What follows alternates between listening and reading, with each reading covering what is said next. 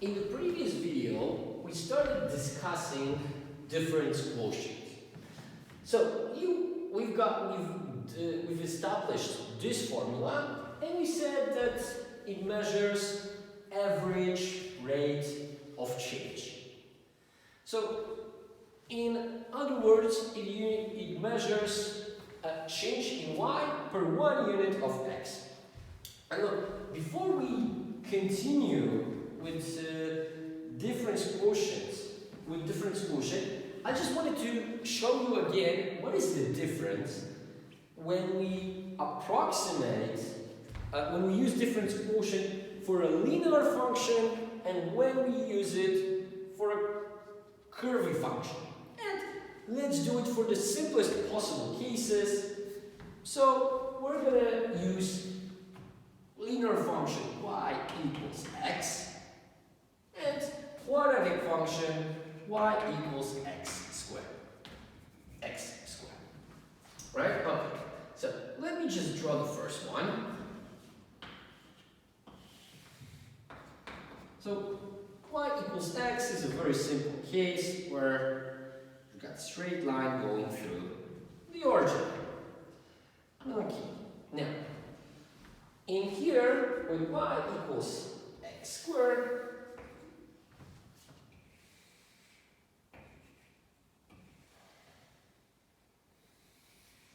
and of course here we have minimum. Okay. So, look. Because those functions are very simple, we can easily calculate what's happening. And look, here, if x is 0, y is 0. If x is 1, y is 1. If x is 2, then y is 2. Then if x is 3, then y is 3. Right? Now, with quadratic function, it's also really easy to calculate everything here. If x is 0, y is 0. If x is 1, y is 1. But if x is 2, 2 squared is of course 4. And if x is 3, then y is 9. Okay, so now look, let's calculate a difference quotient for those two cases. Okay, let's just say that we're going to use blue color for y equals x and yellow for y equals x squared. Okay, and let's consider this situation. We are moving from 0 to 3. So this is our delta x for both functions. So this is our delta x. Now, we clearly see that the range of values of the function is different, right? Here we go from 0 to 3. So this is our delta y. And here we go from 0 to 9. Here's also our delta y. Okay, so let's now calculate both. Let's start with the linear function. So we've got that delta y over delta x, the difference quotient, is equal to the delta y divided by delta x. So 3 over 3 is equal to 9. Right? And now let's do the same thing over here. We've got delta y over delta x is equal to 9 over 3, which is equal to 3. Okay, and look, how do we interpret those results? This result is telling us if x is changing by 1 unit, y is changing by 1 unit. Over here we've got that if x is changing by 1 unit, y is changing by 3 units on average in both cases. And look, we clearly see that this statement will be always true for function y equals x, but it's going to change for function y equals x squared. Because look, now let's imagine that in this case we want to calculate what is going to be the negative value of y if x is 4. Well, here y is 4. So now if I'm going to calculate difference quotient for this function, I'm going to get that this is delta y over delta x, which is 4 over 4. It's still 1. Now, in the case of a quadratic function, if x is equal to 4, then y is equal to 16. So look what's going to happen over here. Delta y over delta x is equal to 16 divided by 4, which is 4. Where the difference comes from? Look, if we have linear function and we are calculating, when we are calculating a difference quotient, remember, we are using the slope of the triangle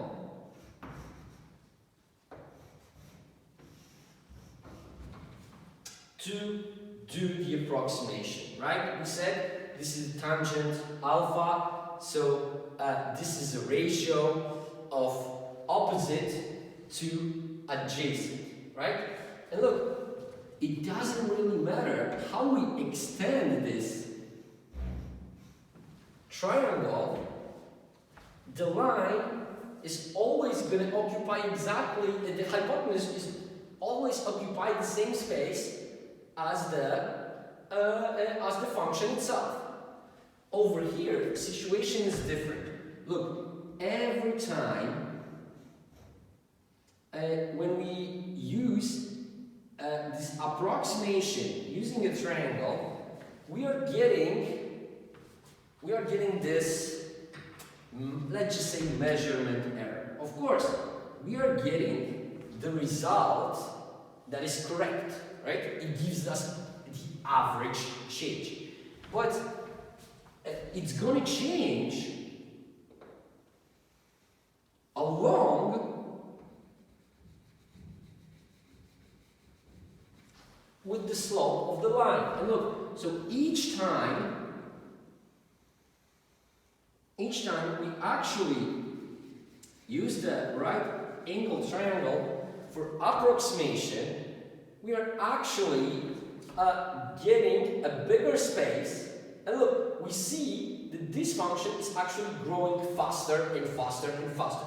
Each increase in x is associated with bigger and bigger increase in y. So, we clearly see that if we would deal with only linear function, then actually we can just use difference quotient. It's really good. But if we're gonna be dealing with curvy functions, then difference quotient is not such a good choice. Okay, so now let's make an example actually using a quadratic function. Okay, so let's just say that we need to calculate a difference quotient for a function y equals 3x squared minus 4. Okay, so we need to calculate all the components over here. So look, first I will have to calculate f of x0, right? F of x0 is simply what I'm going to get if I'm going to replace x with x0. So I'm going to get that this is 3x0 squared minus 4. Then I need to calculate this, which is f of x0 plus delta x. And this is what we're going to get if I'm going to take this function and replace x with x0 plus delta x. So I'm getting that this is 3 x0 plus delta x squared minus 4. And of course, it's going to be better if we're going to calculate everything out over here. So first, I'm going to calculate everything in the parentheses. So we got that this is 3 times x0 squared plus 2 x0 delta x plus delta x squared minus 4. And then I just need to multiply everything by 3 inside the parentheses. So this is 3x0 squared plus 6x0 delta x plus 3 delta x squared minus 4. Okay, so now look, if I calculated all of it, now the only thing I have to do is to substitute in the formula for the difference quotient. Okay, so let's just do it. Okay, what we're getting out of this? Well, first I need to plug in this. So we got that this is 3x0 squared plus 6x0 delta x plus 3 delta x squared minus 4. And then look, I need to subtract f of x0, which means that I'm putting minus in front of all of it, right? So we'll have negative 3x0 squared plus 4, right? Minus and minus leaves us plus. And I divide this whole thing by delta x. Okay, and look, right away we can notice that some things are cancelling each other out. Look, for example, I've got 4 here and negative 4. So they cancel each other out. And I've got 3x0 squared and negative 3x0 squared. They also cancel each other out. Now we can notice that all other expressions left got delta x in them, right? So now I can remove those. And look, what I'm getting out of it is that this is equal to 6x0 plus 3 delta x. And this is the difference quotient. Look, this difference quotient is telling us that if x increases from some point delta, at some point x0 by delta x, then the value of the function per one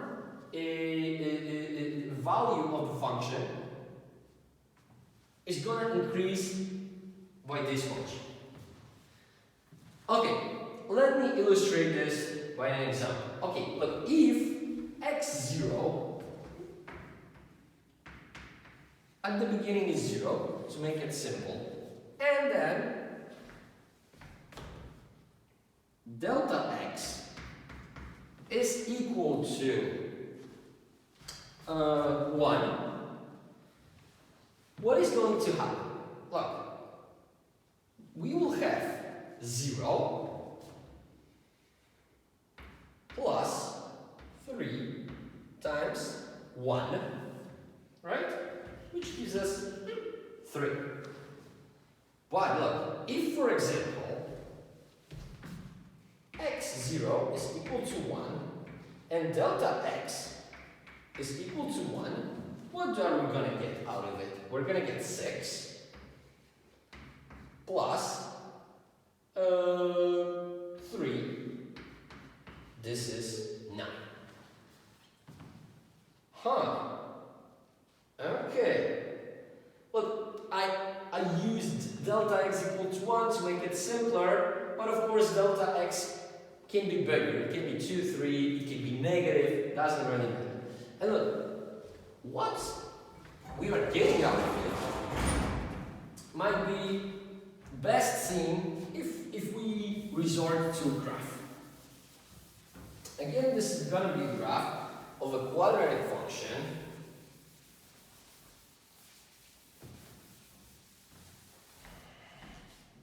So we've got y equals 3x squared minus 4. Now, if I want to draw a graph of this, first I need to find 0 places. In this case, I don't even need to use the formula, because it's 3x. I just need to compare 3x squared minus 4 with 0, so I get that this is 3x squared equals to 4, x squared equals to 4 over 3, or x equals to negative square root out of 4 over 3, or x equals to 4 over 3. We don't need to calculate it because we can take 2, then we will have square root of 3, but it doesn't matter for us at this moment. Now we also see the minimum of this function is going to be negative 4, and it's going to take place at 0, right? When x is 0, then y is negative 4. So the function looks like this.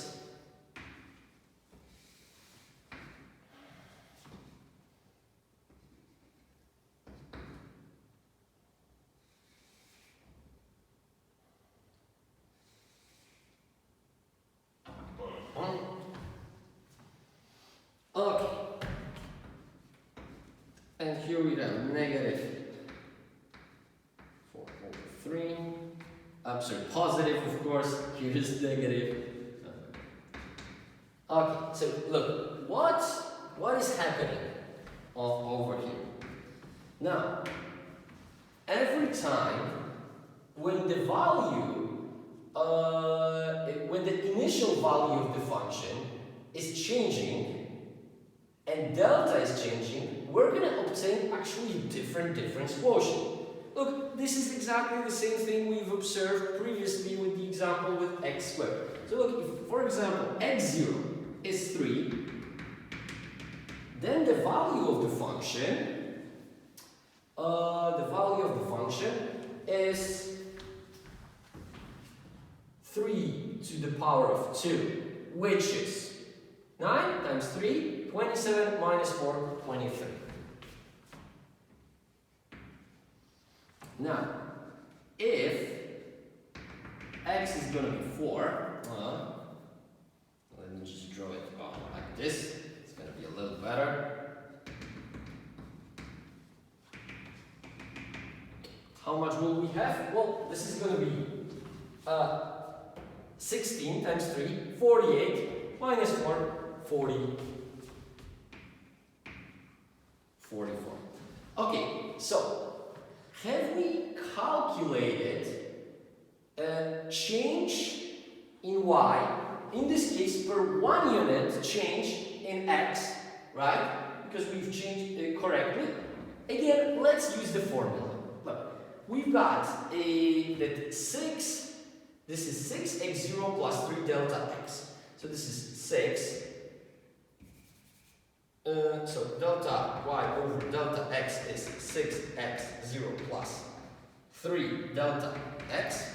So, in our case, this is 3 times 6, which is 18, plus 3 times delta x, so 3, this is 21.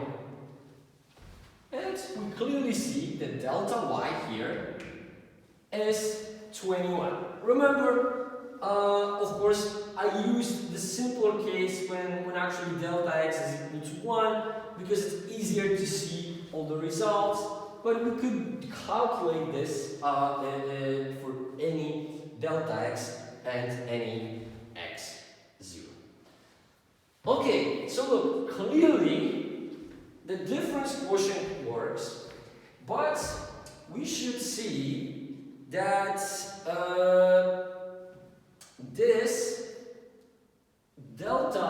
this difference quotient is problematic.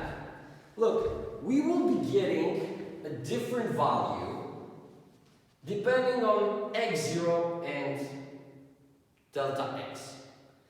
And look, this is not such a bad thing, because of course we expect that curvy function will be characterized by different rate of change. But there is a problem. the one that actually causes, I think, the most issues is that, look, y, the function we are discussing is y equals f of x. This is a function of x alone. And difference quotient is a function of two variables, x0 and delta x. So maybe there's a way by which we could simplify the entire process and make and somehow eliminate this delta x. And look, the approach we can take to it is that we can try to see what happens if this delta x is simply getting smaller and smaller and smaller. Okay, again, let's see this situation on the graph. Look, here, if we have x0, and let's just say some x1, then this distance is delta x. Look, if I want to make delta x smaller, what can I do? I can find some different x1 that is a little bit closer to x0. And look, delta x is not this. And look, now, if I'm going to move it even closer, then delta x is going to get smaller. So look what is happening. If I want to make delta x smaller, I just need to move x1 closer and closer and closer and closer to x0. Now, how small of a change we are talking about? Look, we saw previously in the example with x squared that actually this disparity between the line we use as a measure of average change, so difference quotient, and actual function is getting bigger and bigger as the bigger the delta is, delta x.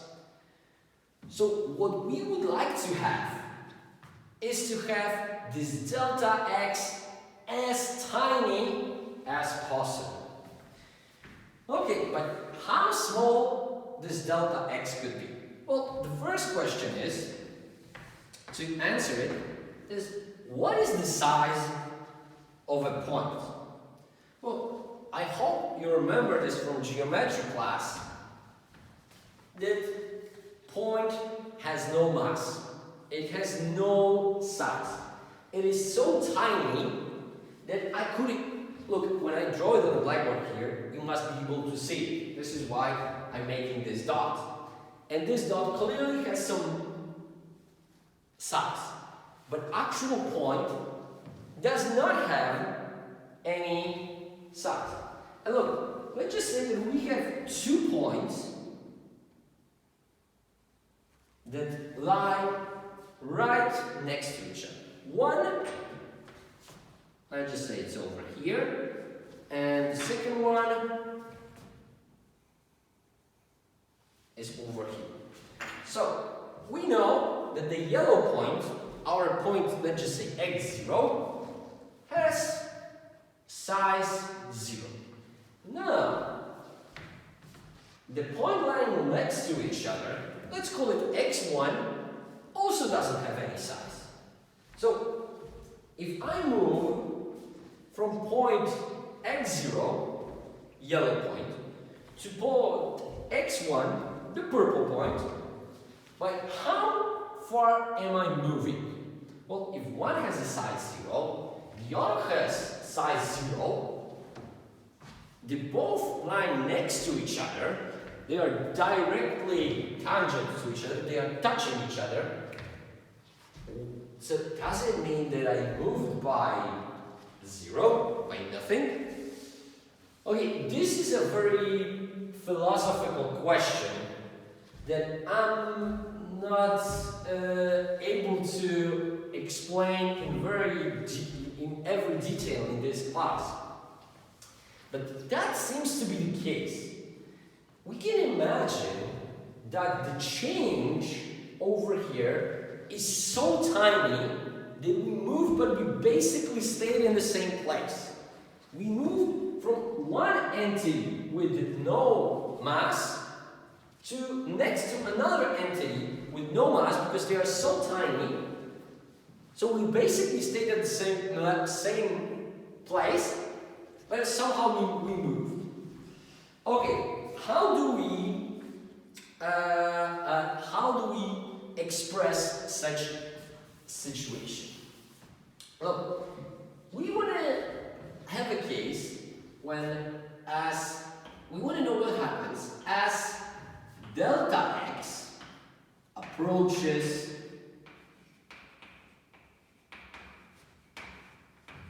zero. So look, we have such a tiny change in x that is basically zero, like we have not moved, but still we moved, just a little bit. Okay, look, first thing, in such circumstance, delta x changes into dx. Dx is something that we're going to call differential.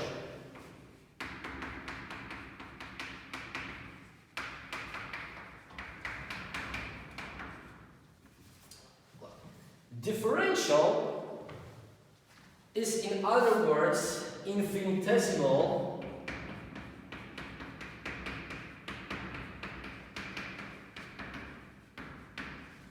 change in this case, because it's dx in x. But of course, dy would be infinitesimal change in y. Okay, so we are on the road to somewhere, but let's dig a little bit deeper. Look, I'm telling you, probably the first thing you thought when I written the definition of differential as infinitesimal change in x. What does it mean, infinitesimal? Well, infinitesimal, definitely has word infinite. And infinity is something incomprehensibly big, right? So, on the other hand, infinitesimal, we can say, is incomprehensibly small. This is this tiny, tiny change that takes place when we move from one point that has no size to another point that has no size. So this is this very, very tiny change. You could say it's infinitely small change. It's infinitely small change in x. Okay, so look, if we now are going to introduce these dx's, so those very, very tiny infinitesimal changes in x, what is going to happen with our difference quotient? Okay, look, let's stick with the example we've got.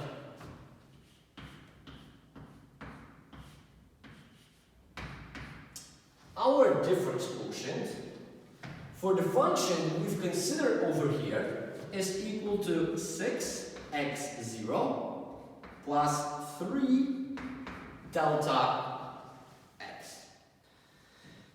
Okay, now if I want to make this this delta x very, very small, what do I have to do?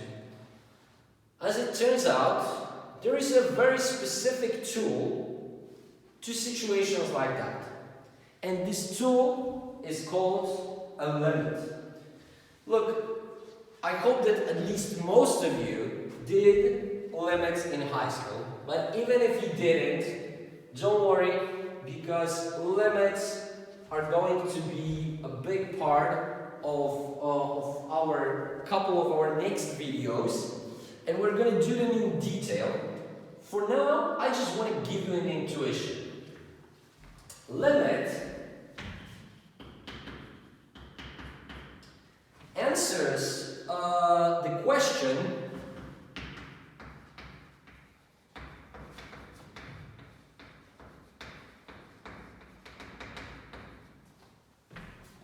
where is the value of the function. So y going as an argument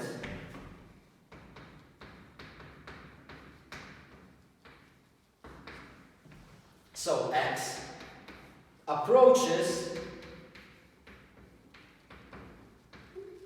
some specific value. In our case, this would be some x0. And look, this definition should be familiar because I already used part of this definition over here, right? As delta x approaches 0. So look, what I want to do over here is to check what happens with difference quotient as delta x approaches 0. I write this as limit with delta x approaching 0 out of difference quotient delta y delta x.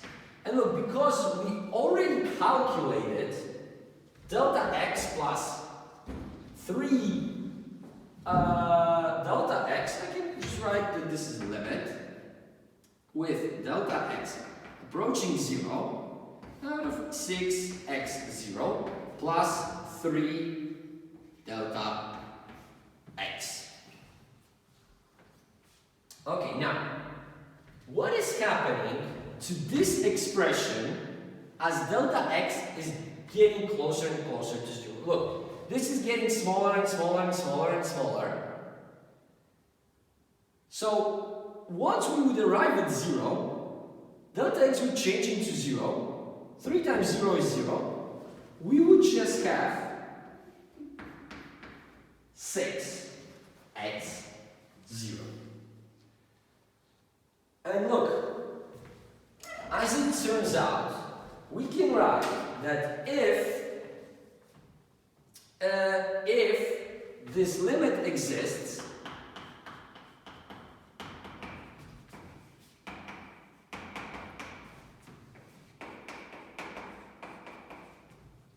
we call it a derivative.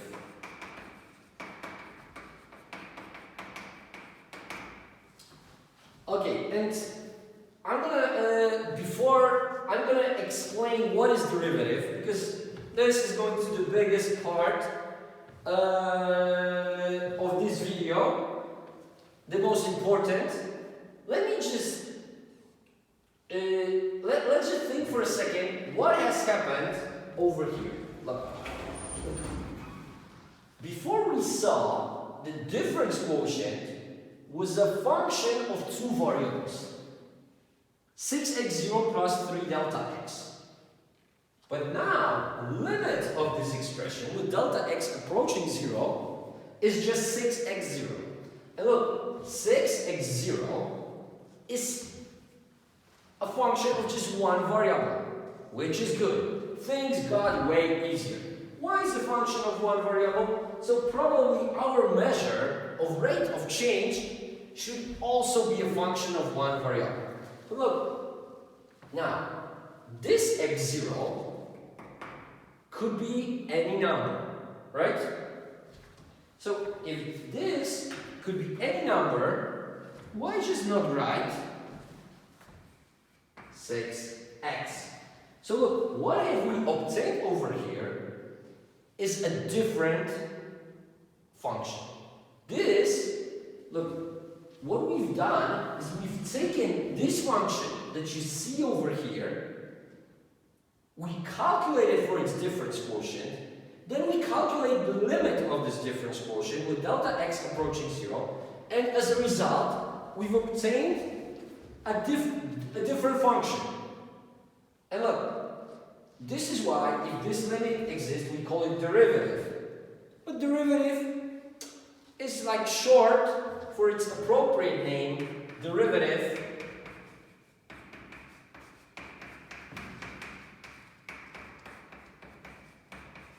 function. Okay, and now let's contemplate for a second the magnitude of what we actually found over here. Look, we went from calculating an average rate of change over some delta x, so to a different measure.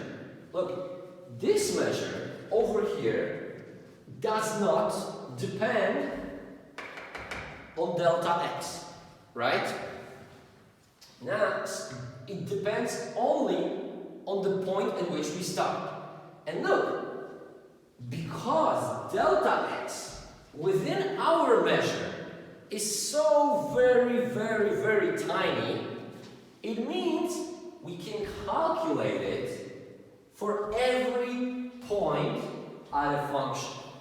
And this is an extremely useful information. Why? Well, because now, look what I got. I've got a function that I'm interested in. We will call it primitive function, but I will introduce a little bit of terminology just in a while.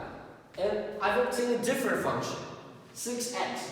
And look, this 6x is giving us rates of change of this function at each possible point. And as we will learn in a second, we call it instantaneous rate of change. Should we add something here? Oh, you might have a question. Okay, if we want to find derivative, why can't we do it right away from difference quotient? Look, right away we would see also there is a problem, because look, as delta x approaches 0, we are dividing by an expression here that could be replaced by 0. But we know that we cannot divide by 0. But then you might say, okay, but if I divide by a number that is very close to 0, as a result I'm getting a very big number. This is also not always true. Look, if 0 can be approached from two sides, right? This is also one thing we're going to discuss in detail in a couple of videos. Look, over here you see that I can approach 0 from positive values, and as a result I would get positive but extremely big number.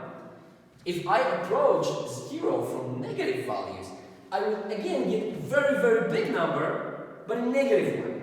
So this actually is not permitted, and this is why we always need to go through all these steps before we can actually calculate the derivative. Okay, so now that we know all of this, let's summarize summarize all that we've learned and let's introduce some new terminology that will enable us to better describe what we have learned. Okay, so first,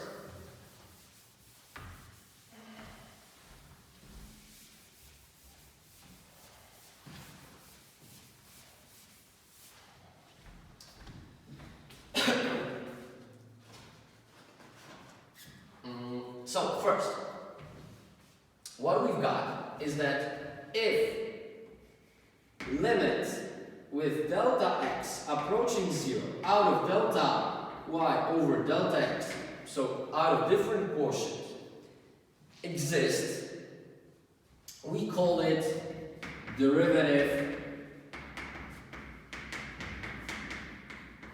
function.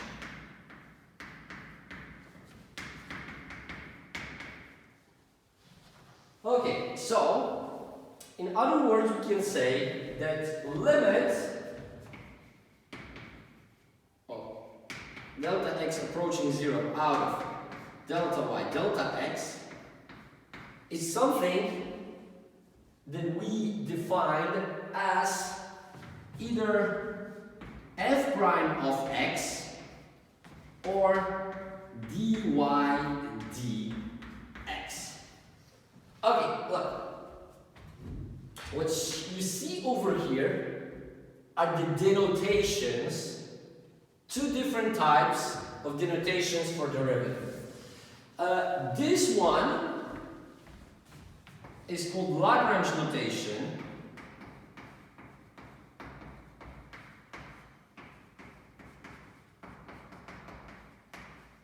While this one is called Leibniz notation. But they both represent the same thing. Look, actually Leibniz is the person who invented calculus, along with, because at the same time, more or less, it was done independently by Isaac Newton. So we can argue who invented what, but usually calculus is ascribed to be invented by Leibniz. Lagrange was other very famous mathematician, and they just figure out different ways how we can denote derivatives. Look, usually it doesn't matter how we denote them, but sometimes the context will tell you that which one is better. Usually, if you want to write something in short, you use Lagrange notation. If you want to be more specific, because this expression has the meaning all over it, and I will explain why in a second. And very often it's better to use this one because later we're actually going to move to functions with more than one variables. So then we will have not only dy dx, but we can have dy dx1, dy dx2, and so forth. But forget about it for now. We will get to it a little bit later. Okay. Now, I like Leibniz notation for a different reason. Like, look, actually, Leibniz notation contains in itself a definition of derivative.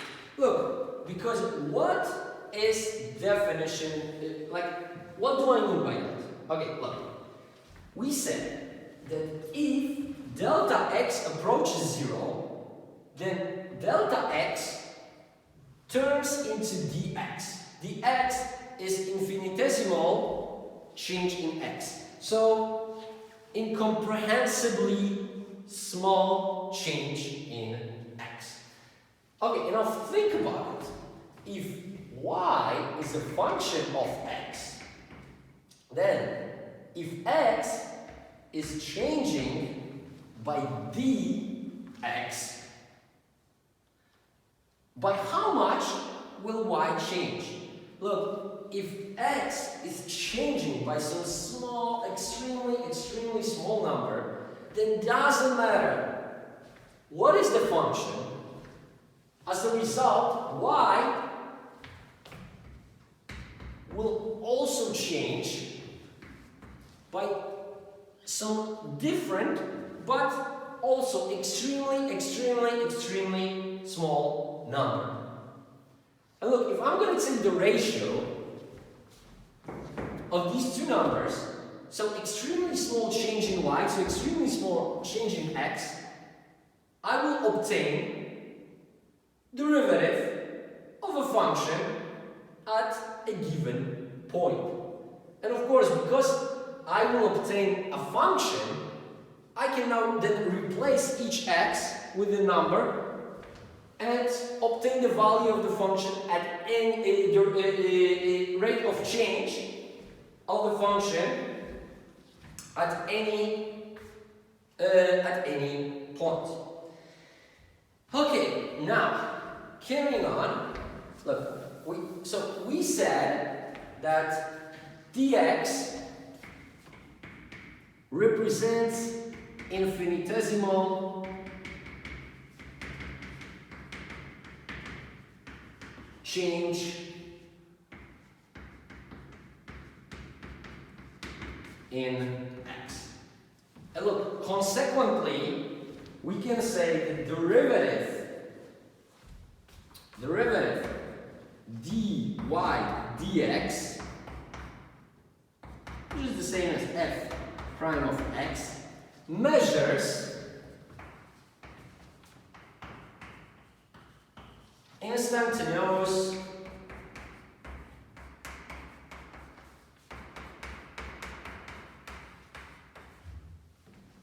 rate of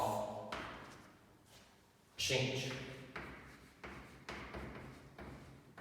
Okay, again you might say, very nice definition, but what does instantaneous mean? And look, just like with infinitesimal, we can get the gist of what does it mean even by looking, as before, at the root of the word. Here, the root of the word was infinite. Here, it's instant. Instant means at this moment, right?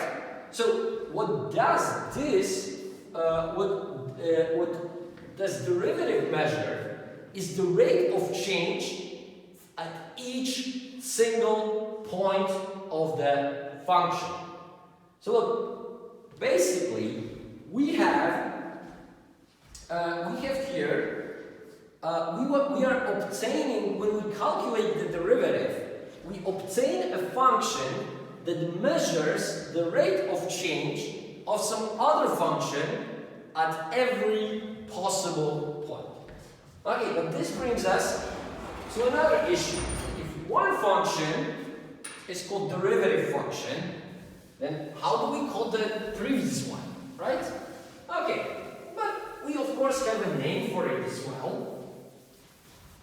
Give me a second.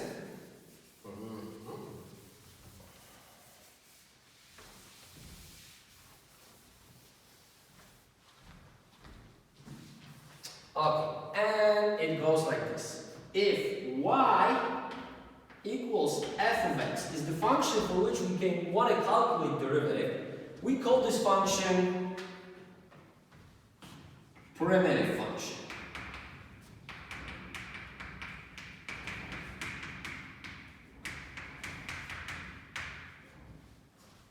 Then, consequently, f prime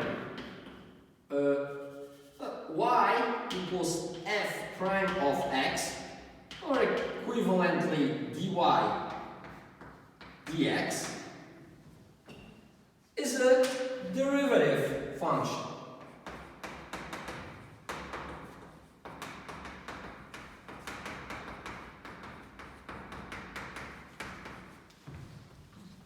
Then, so what does this derivative function gives us? Look, this function is giving us the slope of, this a little bit later. It gives us instantaneous rate of change at every point for this function over here. So it measures this rate of change at every point for primitive function. Okay, which also gives me an opportunity to warn you that look about some stuff. Look, when you calculate the derivative, you cannot write, for example, that y equals 3x squared minus 4 and then it equals to derivative 6x. How, from our previous example. Look, derivative function is a separate function, right? So we would either write that f prime of x is equal to 6x, or that equivalently that dy dx is equal to 6x. This is very important to remember. We calculate derivative for some other function, right? This is a function that we got from some other function. This is why it's called derivative function, because we derive it from primitive function. Now, the next question should be, what is the process of obtaining derivative function for primitive function called? And this process is called differentiation.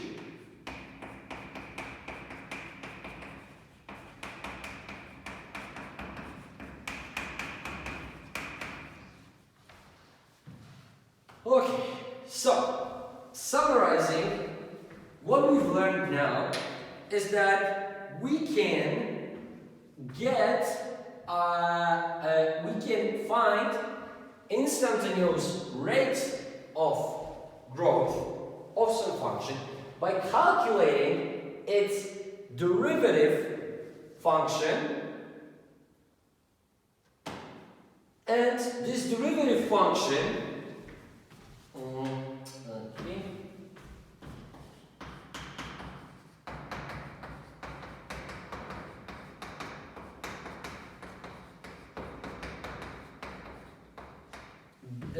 denoted as either dy dx or equivalently f prime of x is defined as the limit of a difference quotient dy dx with delta x, with delta y delta x, with delta x approaching 0. Okay, so I think this is enough for one video.